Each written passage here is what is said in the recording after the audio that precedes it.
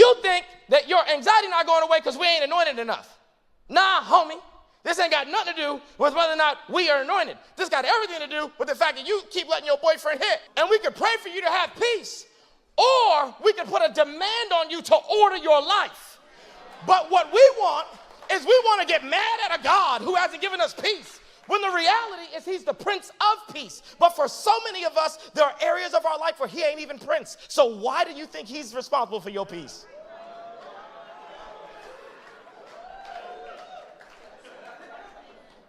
Somebody asked one of the deacons for prayer. And the deacon was like, do you tithe?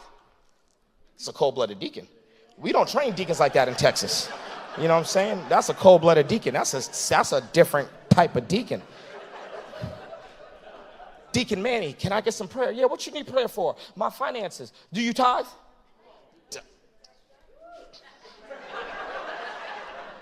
The dude said, no, I don't tithe. The deacon said, then no, I can't pray for you. It's a true story. And the reason he said no is because you cannot believe by promise what you deny by principle. At some point, you cannot believe for financial peace when you don't have financial order. If you don't have your finances in order, then you cannot believe that God is going to just give you financial peace. It don't matter how much you pray over the finances. God has this cool thing that he does in Genesis where as long as it's chaos, he hovers above it. He hovers above the waters and he orders it to take shape. And then on the seventh day, I know we teach that the sixth day is the climax of creation, but we love to teach that the sixth day is the climax because we love ourselves. And Adam was made on the sixth day. So we love saying, the sixth day is the climax of creation. No, it ain't. The seventh day is the climax of creation because the proof that this temple called earth had been ordered properly is the fact that God rests in it.